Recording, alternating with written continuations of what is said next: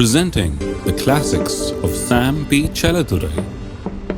Sam P. Chaladurai அவர்களின் போதனை களஞ்சியத்திலிருந்து. கர்த்தர் அற்புதத்தின் தேவன். வானத்தின் மதகுகளை நிச்சயமா திறக்கிறார்.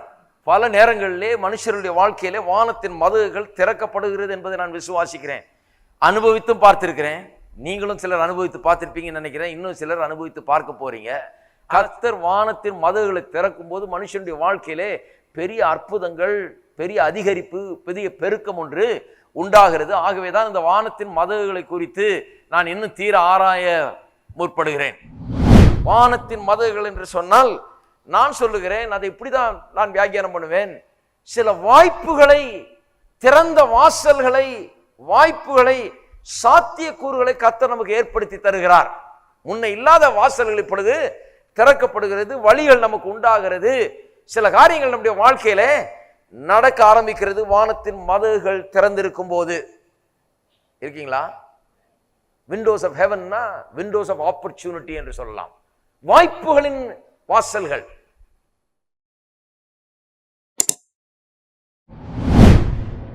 எப்படி ஜெபத்தின் மூலமாக திறக்கப்படுகிறது என்பதை இன்னும் கொஞ்சம் பார்ப்போம். அப்போஸ்தலர் நடவடிக்கைகள் 10ஆம் அதிகாரத்துக்கு திருப்போம். 10ஆம் அதிகாரம். இங்க ஒரு நல்ல உதாரணம் பாருங்க, எப்படி திறக்கப்படுறதுன்னு பாருங்க. செழிப்பு எப்படி உண்டாகிறது என்பதற்கு ஒரு நல்ல உதாரணமா இருக்கீங்க. 1ஆம் வசனம். இத்தாலியா பட்டாளம் என்னப்பட்ட பட்டாளத்திலே 100க்கு அதிபதியாகிய கொர்நேலியு என்னும் பெயர் கொண்ட ஒரு மனுஷன் செசரியா பட்டணத்திலே இருந்தான். அவன் தேவ பக்தி உள்ளவனும் தன் வீட்டு அனைவரோடும் தேவனுக்கு பயந்தவனுமாயிருந்து ஜனங்களுக்கு மிகுந்த தர்மங்களை செய்து எப்பொழுதும் தேவனை நோக்கி ஜெபம் பண்ணி கொண்டிருந்தான். 2 காரியமும் இங்க ஒர்க் பண்ணுது. வானத்தின் மதகுகளை திறக்கக்கூடிய 2 திறவுகோலும் இவன்ட்ட இருக்குது பாருங்க. 1 தர்மம் செய்யறான், கொடுக்குறான், ஏழைகளுக்கு உதவி செய்யறான். 2வது ஏதோ ஒரு விதமான கொடுக்கிற விஷயம் இருக்குது இவன்ட்ட. இன்னொன்னு ஜெபம் பண்ணி கொண்டு இருந்தான். தர்மம் செய்கிறான், ஜெபம் பண்ணி கொண்டிருக்கிறான். அடுத்த வசனம் பாருங்க. பகலில் ஏறக்குறைய 9ஆம் மணி நேரத்தில் தேவனுடைய தூதன் தன்னிடத்தில் வரவும் கொர்நேலியுவே என்று அழைக்கவும் பிரத்யட்சமாய் தரிசனம் கண்டு அவனை உற்று பார்த்து பயந்து, ஆண்டவரே என்ன என்றான். அப்பொழுது அவன், உன் ஜெபங்களும் உன் தர்மங்களும் தேவனுக்கு நினைப்பூட்டுதலாக அவர் சன்னதியிலே வந்து எட்டி இருக்கிறது. இப்பொழுது நீ யோப்பா பட்டணத்துக்கு மனுஷரை அனுப்பி பேதுரு என்று மறுபெயர் கொண்ட சீமோனை அழைப்பி சொல்றான். என்ன பெரிய அற்புதம் பாருங்க. இவன் ஒன்றும் இல்லை, இவன் கொடுத்துக்கிட்டு இருக்கிறான், ஜெபம் பண்ணிக்கிட்டு இருக்கிறான். 2 ஒரு திறவுகோல் மாதிரி ஆயிடுச்சு பாருங்க. தேவதூதன் வந்து திடீர்னு தரிசனமாகி நிற்கிறான் முன்னால. என்னன்னு பார்த்தா கர்த்தர் வானத்தை திறந்து அங்கிருந்து ஆள் அனுப்பிச்சிட்டார். ஏனென்று சொன்னால் இவன் கொடுத்து கொண்டிருக்கிறவன், இவன் ஜெபம் பண்ணி கொண்டிருக்கிறவன், கர்த்தர் பேர்ல கண்ணை வைத்து கொண்டிருக்கிறவன். கர்த்தர் அங்கிருந்து வானத்தை திறந்து அங்கிருந்து தேவதூதன் அனுப்புறார். தேவதூதன் வந்து சொல்றான், கர்த்தர் உன்னை பார்த்துட்டார்ப்பா, கர்த்தர் உன்னை அறிந்திருக்கிறார், கர்த்தர் உன்னை தேவையை சந்திக்க விரும்புகிறார், கர்த்தர் உன்னை ஆசீர்வதிக்க விரும்புகிறார், உனக்கு நற்செய்தி நான் கொண்டு வந்திருக்கிறேன். நீ மனுஷரை அனுப்பி பேதுரு என்று மறுபெயர் கொண்ட சீமோனை அழைப்பி அவனை கூட்டு வா. சீமோன் பேதுருன்னு ஒரு ஆள் இருக்காரு, அவரை போய் கூட்டி கொண்டு வா என்று சொல்லுகிறான். 6ஆம் வசனத்திலிருந்து வாசிக்கிறோம். அவன் தோல் 12 ஆகிய சீமோன் என்னும் ஒருவனிடத்திலே தங்கி இருக்கிறான். அவனுடைய வீடு கடலோரத்தில் இருக்கிறது. நீ செய்ய வேண்டியதை அவன் உனக்கு சொல்லுவான். எப்படி ஆண்டவர் ஒரு மனுஷனுக்கு உதவுறாரு பாருங்க. வானத்தின் கதவுகள் திறக்கப்பட்ட உடனே அங்கிருந்து ஆள் அனுப்பி, தேவதூதன் அனுப்பி பேதுருடைய அட்ரஸ் இவனுக்கு கொடுக்கிறார். இப்படிப்பட்ட அற்புதங்கள் நடக்குது. கொர்நேலியு தன்னுடனே பேசின தேவதூதன் போன பின்பு தன் வீட்டு மனுஷர் 2 பேரையும் தன்னிடத்தில் சேவிக்கிற போர் சேவர்கள் தேவ பக்தி உள்ள ஒருவனையும் அழைத்து எல்லாவற்றையும் அவர்களுக்கு விவரித்து சொல்லி அவர்களை யோப்பா பட்டணத்துக்கு அனுப்பினான். 9ஆம் வசனம் பாருங்க. மறுநாளில் அவர்கள் பிரயாணப்பட்டு அந்த பட்டணத்துக்கு சமீபத்து வருகையில் பேதுரு 6ஆம் மணி நேரத்தில் ஜெபம் பண்ணும்படி மேல் வீட்டில் ஏறினான். சரி, இங்கே இவர் ஜெபம் பண்ணிட்டு இருந்தாரு. வானத்தின் கதவு திறக்கப்பட்டது. தேவதூதன் சொல்றாரு, உனக்கு ஒரு ஆள் வச்சிருக்கேன், அந்த ஆளை அனுப்புன்னு சொல்லி அட்ரஸை எல்லாம் கொடுத்து அந்த ஆளை கூட்டிட்டு வர சொல்லு, அவர் உனக்கு நற்செய்தி அறிவிப்பாருன்னு சொல்றான் தேவதூதன். அதே நேரத்தில் இன்னொரு ஆள் ஜெபம் பண்ணிட்டு இருக்கிறார். அவர் யாரு? பேதுரு. எப்படி கனெக்ஷன் ஆகுதுன்னு பாருங்க. டிவைன் கனெக்ஷன்ஸ் எல்லாம் அப்படிதான் ஆகுது. அதே நேரத்தில் அந்த ஆள் ஜெபம் பண்ணிட்டு இருக்கிறாரு. அவன் ஜெபம் பண்ணும்படி மேல் வீட்டில் ஏறினான். அவன் மிகுந்த பசி அடைந்து சாப்பிட மனதா இருந்தான். அதற்கு அவர்கள் ஆயத்தம் பண்ணுகையில் அவன் ஞான திருஷ்டி அடைந்து வானம் திறந்திருக்கிறதாகவும் 4 முனைகளும் கட்டப்பட்ட பெரிய துப்பட்டியை போல ஒரு விதமான கூடு தன்னிடத்தில் இறங்கி தரையில் விடப்பட்டிருக்கிறதாகவும் அதில் பூமியில் உள்ள சகலவித 4 கால் ஜீவன்களும் காட்டு மிருகங்களும் ஊரும் பிராணிகளும் ஆகாயத்து பறவைகளும் இருக்கிறதாகவும் கண்டான். வானம் திறந்திருக்கிறது. கவனிச்சிங்களா? திருப்பியும் வானம் திறந்திருக்குது. ஜெபம் பண்றான், பசிக்குது, சாப்பிடலான் இருக்கிற நேரத்தில் அங்கே ஞான திருஷ்டி அடைந்து வானம் திறந்திருக்கிறதை காண்கிறான். அங்கிருந்து ஒரு துப்பட்டி இறங்குறது, அதுல எல்லா விதமான நால்கால் ஜீவன்களும் அதுல காட்டு மிருகங்களும் ஊரும் பிராணிகளும் இருக்கிறதை காண்கிறான். அல்லாமலும் பேதுருவே எழுந்திருந்து அடித்து புசி என்று அவனுக்கு சொல்லும் ஒரு சத்தம் உண்டாயிற்று. வானம் திறந்திருக்கிறது மட்டுமல்ல, தரிசனம் கண்டது மட்டுமல்ல, சத்தம் வேற கேட்குது அங்கிருந்து, அடித்து புசி என்று சொல்லி. இதுல நிறைய பேருக்கு விசுவாசம் உண்டு, அடித்து புசிக்கிற வகைரா. 14 அதற்கு பேதுரு, அப்படியெல்லாம் ஆண்டவரே, தீட்டும் அசுத்தமாயிருக்கிறது யாதொன்றையும் நான் ஒரு காலம் பூசித்தது இல்லை. ஆள் பசியில இருக்கிறான். அந்த நேரத்தில் ஆண்டவர் சொல்றார் அடித்து பூசின்னு சொல்றான். ஆண்டவரே, நான் யூதன், நீரும் யூதர் தான், உமக்கே தெரியும், நம்ம இதெல்லாம் சாப்பிடக்கூடாது, இதெல்லாம் அசிங்கமான மிருகங்கள், நமக்கு ஒரு இது இருக்குது, நமக்குன்னு சில எல்லைகள்லாம் கொடுக்கப்பட்டிருக்குது, லிமிட்டேஷன்ஸ் எல்லாம் இருக்குது, அதன்படி தான் நம்ம சாப்பிடணும். ஆகவே நான் இதெல்லாம் சாப்பிட மாட்டேன், இதெல்லாம் தீட்டானது, இது தீட்டும் அசுத்தமானதெல்லாம் தொடரதில்லை. அப்பொழுது தேவன் சுத்தமாக்கினவைகளை நீ தீட்டாக எண்ணாது என்று 2ஆம் தரமும் அவனுக்கு சத்தம் உண்டாயிற்று. 3ஆம் தரம் அப்படியே உண்டாயிற்று. பின்பு அந்த கூடு திரும்ப வானத்துக்கு எடுத்துக்கொள்ளப்பட்டது. அப்பொழுது பேதுரு தான் கண்ட தரிசனத்தை குறித்து தனக்குள்ளே சந்தேகப்படுகையில், இதோ கொர்நேலியுவினால் அனுப்பப்பட்ட மனுஷர்கள் சீமோனுடைய வீட்டை விசாரித்து கொண்டு வாசற்படியில வந்து நின்று, பேதுரு என்ற மறுபெயர் கொண்ட சீமோன் இங்கே தங்கி இருக்கிறாரா என்று கேட்டார்கள். பேதுரு அந்த தரிசனத்தை குறித்து சிந்தனை பண்ணி கொண்டிருக்கையில் ஆவியானவர், இதோ 3 மனுஷர் உன்னை தேடுகிறார்கள், நீ எழுந்து இறங்கி ஒன்றுக்கு சந்தேகப்படாமல் அவர்களுடைய கூட போ, நான் அவர்களை அனுப்பினேன் என்று அவனுக்கு சொன்னான். என்ன ஒரு டிவைன் கனெக்ஷன் பாருங்க, என்ன ஒரு விண்டோ ஆஃப் ஆப்பர்ச்சுனிட்டி, எப்பேற்பட்ட ஒரு தருணம், ஒரு வாய்ப்பு உண்டாகிறது என்று கவனிக்க வேண்டும். அங்க ஒரு மனுஷன் தர்மம் செய்து கொண்டு ஜெபம் பண்ணிட்டு இருக்கிறான். ஆண்டவர் ஆள் அனுப்பிச்சிட்டாரு, அட்ரஸ் கொடுக்கிறார், பேதுருடைய அட்ரஸ்.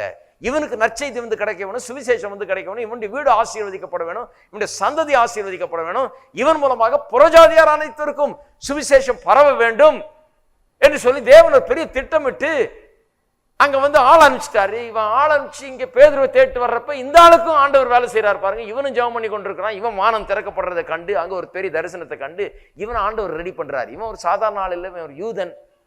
புறஜாதியான்னா இவனுக்கு ரொம்ப கேவலம் மாதிரி, அவங்களோட ஒன்றும் வச்சுக்க மாட்டாங்க. இவங்க ஒரு தமிழ தண்ணி கூட வாங்கி குடிக்க மாட்டான் புறஜாதிகிட்ட யூதன்.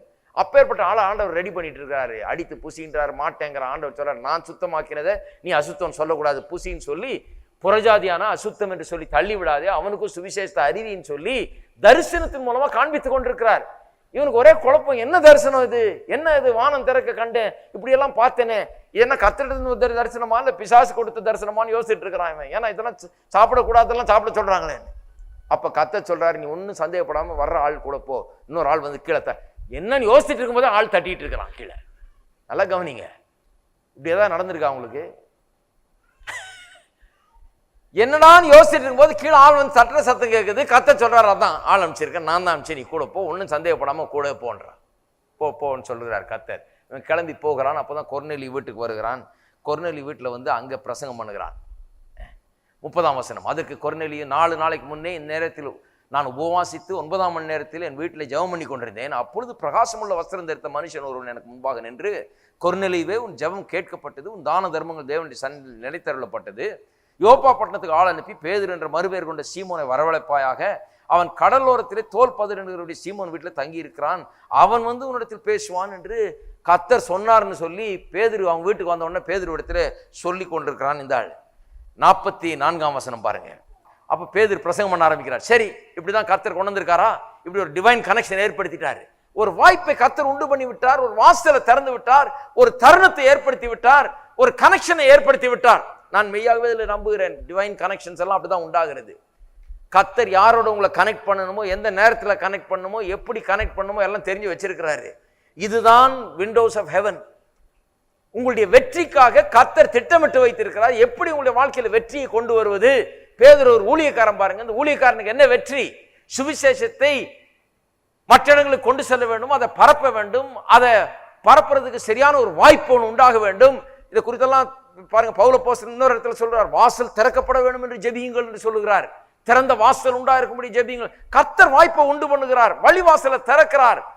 விண்டோஸ் ஆஃப் ஹெவன் திறக்கப்படுகிறது, வானத்தின் பலகணியில திறக்கிறார்னு சொன்னா இதுதான் அர்த்தம். ஒரு ஊழியக்காரனுடைய வெற்றிக்காக கர்த்தர் வந்து அவருக்கு வழிவாசலை திறக்கிறாரு. புறஜாதியில் மத்தியில போய் ஒரு யூதன் போய் சுவிசேஷத்தை சொன்னா சாதாரணமா அவனே ஏற்றுக்கொள்ள மாட்டான் புறஜாதியானே. ஏன்னா 2 பேருக்கும் அவ்வளவு பெரிய ஒரு சண்டை பாருங்க, 2 பேரும் ஒருத்தர் வெறுக்கிறது. ஆனா இப்படி ஒரு டிவைன் கனெக்ஷன் உண்டாகி ஒரு பெரிய ராணுவ அதிகாரி வீட்டுல போயிட்டு அவன் பிரசங்கம் பண்ணி கொண்டிருக்கிறான். பிரசங்கம் பண்ணி கொண்டிருக்கையிலே 44 வசனம், வசனத்தை கேட்டவர்கள் யாவர் மேலும் பரிசுத்த ஆவியானவர் இறங்கினார். பாருங்க, எல்லாம் அப்படியே நடக்குது பாருங்க. வானம் திறக்கப்பட்டது, திறக்கப்பட்ட உடனே தரிசனம் காண்றான். அதான் சொன்ன, புதிய காட்சியை காண்கிறான். இதுவரை இல்லாத ஒரு தரிசனம் உண்டாகிறது அவனுக்கு. அப்புறம் பார்த்தீங்கன்னா பரிசுத்த ஆவியானவர் அங்கே வந்து இறங்குகிறார். அவள் பல பாஷையில் பேசுகிறது, தேவனை புகழுகிறதையும் பேதுருவோடு வந்திருந்த விருத்த சேதனமுள்ள விசுவாசிகள் கேட்டபோது பரிசுத்தாவியின் வரம் புறஜாதிகள் மேலும் பொறிந்தொள்ளப்படுவதை குறித்து பிரமித்தார்கள். ஆச்சரியமா இருக்கு அவர்களுக்கு. என்ன ஆச்சரியம் பாருங்க, எங்கேயோ இருந்தான் பேதுரு, இவன் எங்கேயோ இருக்கிறான். யாருக்கும் ஒருத்தர் ஒன்றும் தெரியாது. இன்னும் புறஜாதிகள் மத்தியில் சுவிசேஷம் பரவவில்லை. இதுதான் ஃபர்ஸ்ட் டைம் பாருங்க புறஜாதிகள் மத்தியில் சுவிசேஷம் போகிறது. இயேசு இந்த உலகத்துக்கு வந்த போது யூதர்கள் மத்தியில் தான் ஊழியம் செய்தார். ஆனால் போறப்ப சொல்லிட்டு போனார், உலகமெங்கும் சென்று சகல ஜாதிகளுக்கு சுவிசேஷத்தை பிரசங்கிங்கள். சொல்லிட்டு எப்படி பிரசங்கிக்கிறதுன்னு வழி தெரியாம எப்படி மற்ற ஊருக்கெல்லாம் போறது, நான் யூதனாச்சே, நான் அவனோட தொட மாட்டேன், அவனோட உட்கார மாட்டேன், சாப்பிட மாட்டேன் அப்படின்னு உட்கார்ந்துட்டு இருக்கிறவன வச்சு என்ன பண்றது பாருங்க. சொன்னது மட்டுமல்ல, போய் எல்லாம் பிரசங்கிங்கள், சர்வ சிருஷ்டிக்கு சுவிசேஷத்தை அறிவிங்கன்னு சொன்னது மட்டுமல்ல, அதற்கு வேண்டிய வழி வாய்ப்புகளை தந்து வெற்றியை தேவன் உண்டாக்குகிறார். தேவன் அப்படிப்பட்ட ஒரு தேவன். கர்த்தர் ஒன்றை செய்ய சொன்னார்னா அதுக்கு அவர் ரொம்ப கிரியை செய்கிறார். அதற்கான வாய்ப்புகளை உண்டாக்கி தருகிறார். அதை தந்துதான் பேதுரு வந்து அவனுடைய ஊழியத்தில் வெற்றியை கண்டாம் பாருங்க. ஒரு இடத்துல உட்கார்ந்துட்டு இருக்கிற ஆள், இவனை விட்டுருந்தா அதே எருசலேமிலேயே உட்கார்ந்துட்டு இருந்து அந்த குட்டைக்குள்ளேயே ஊறிக்கிட்டு இருப்பான். அப்படிப்பட்ட ஆள் இந்த பேதுரு. அதிலேயே ஊறிட்டு இருந்து புறஜாதியான அப்படி தூரத்துல இருந்து பார்த்துட்டு போற ஆளு. அவனுக்கு ஒரு தரிசனத்தை கொண்டு அவனை அதுல இருந்து பிரேக் அவுட் பண்ண வச்சு, அவன் இந்த விண்டோ ஆஃப் ஆப்பர்ச்சுனிட்டியை சீஸ் பண்ணும்படியாக, அதை எடுத்துக்கொள்ளும்படியாக, அதை உபயோகப்படுத்தும்படியாக அவனுக்குள்ள விசுவாசத்தை கொடுத்து அவனை உந்தி தள்ளி அவனை கொர்நேலியை விட்டு கொண்டு போய் புறஜாதி அவன் ஒரு இராணுவ அதிகாரி அவன் வீட்டில் போய் பிரசங்கம் பண்ணிட்டு இருக்கான். பிரசங்கம் பண்ணிட்டு இருக்கும் போதே ஆண்டவர் பரிசுத்தாவி ஊத்திட்டாரு. ஏன்னா இவன் ஒன்றும் சொல்ல போறதில்ல, ஆண்டவர் ஒன்று பரிசுத்தாவி தருவார்னு சொல்ல மாட்டான் இவன். ஏனென்றால் இவன் நினைச்சது என்ன, புறஜாதினா அவன் நரகத்துக்கு தான் போகணும், யூதன்னா நான் தான் பரலோகத்துக்கு சொந்தம்னு யோசிச்சுட்டு இருந்தான். அதனால கர்த்தர் பார்த்தா, நீ பிரசங்கம் பண்ணு, மீதியை நான் கவனிச்சுக்கிறேன்னு சொல்லி இவன் பிரசங்கம் பண்ணும்போதே ஆவியை ஊத்திட்டார் ஜனங்க மேல. அதனாலதான் பிரமிப்படைந்தாள் இருக்கு. இவனுக்கு ஆச்சரியம், ஐயோ என்ன இது, புறஜாதிகள்லாம் அந்நிய பாஷை பேசுறாங்க, புறஜாதிகள்லாம் பரிசுத்தாவி பெற்றிருக்காங்களே, புறஜாதிகளுக்கெல்லாம் வந்து கிடைச்சிருக்கு. இது நான் நினைச்ச கர்த்தர் புறஜாதியை வெறுக்கிறார், ஆசீர்வதிக்கிறது இல்லைன்னு. அன்று முதல் இன்று வரை, அன்றைக்கு ஆரம்பிச்சு கொர்நேலி வீட்டில் ஆரம்பிச்சது தான் இன்னைக்கு நமக்கும் வந்து கிடைத்திருக்கிறது. இருக்கீங்களா? அன்னைக்கு நான் சொல்லுகிறேன், வானத்தின் மதகுகள் திறக்கப்பட்டு தேவன் ஒரு வழி வாய்ப்பை உண்டு பண்ணி பேதுருக்கு அவனுடைய ஊழியத்திலே கொடுத்த ஒரு வெற்றி, ஊழியத்தில் ஒரு வாசலை அவனுக்கு திறந்த விதம் தான் இன்றைக்கு உலகம் முழுவதும் சுவிசேஷம் புறஜாதியாருக்கு பரவும்படியாக ஒரு வெற்றி ஊழியமாக இன்றைக்கு நடந்து கொண்டிருக்கிறது என்று நான் உங்களுக்கு சொல்லிக் கொண்டிருக்கிறேன். நான் சொல்லுகிறேன், பொருளாதார செழிப்பும் இப்படிதான் உண்டாகிறது. ஒரு டிவைன் கனெக்ஷன். கர்த்தர் அங்க கனெக்ட் பண்ணி, இங்க கனெக்ட் பண்ணி, இங்க ஆளை ரெடி பண்ணி, அங்க ஆளை ரெடி பண்ணி, எல்லாரையும் கொண்டாந்து இப்படி ஒன்னா சேர்த்து ஒரு வாசலை திறந்து ஒரு வாய்ப்பை உங்களுக்கு உண்டு பண்ணுகிறார். இருக்கீங்களா? அப்படிப்பட்ட காரியங்களை எதிர்பார்க்குறீங்களா? டிவைன் கனெக்ஷன்ஸ் உண்டு என்று எதிர்பார்க்குறீங்களா வாழ்க்கையில்? ப்ராஸ்பெரிட்டி என்றால் என்ன? கர்த்தர் வழிவாசலை திறக்கிறாரு, அதை அறிந்து கொள்ளக்கூடிய ஒரு அறிவு நமக்குள்ள இருக்குது. எப்போ கர்த்தர் வழியை திறந்திருக்கிறார், கர்த்தர் ஏற்படுத்தின வாய்ப்பு என்று புரிந்து கொள்ளக்கூடிய ஒரு சென்சிட்டிவிட்டி, ஒரு துல்லியமான அறிவு நமக்கு இருக்கிறது. நமக்கு அப்படிப்பட்ட ஒரு அறிவு இருக்கும்போது அந்த வாய்ப்பை நாம் பயன்படுத்தி கொள்கிறோம். கர்த்தர் மதகுகளை திறக்கும் போது, வானத்தை திறக்கும் போது உண்டாகிற முதல் காரியம் என்னன்னா, முதல்ல ஒரு அறிவு உண்டாகிறது. நமக்கு கர்த்தருடைய ஞானம் நமக்கு உண்டாகிறது. ஒரு காரியத்தை காண்கிறோம், கர்த்தர் என்ன செய்ய போகிறார் என்பதை காண்கிறோம். அதுக்கு பிறகுதான் காரியங்கள் நடக்க ஆரம்பிக்கிறது. வெற்றி வாழ்க்கை எப்படி உண்டாகிறது, பொருளாதார பெருக்கம் செழிப்பு எப்படி உண்டாகிறது, நாம் கையிட்டு செய்கிற காரியங்கள் வெற்றி எப்படி உண்டாகிறது.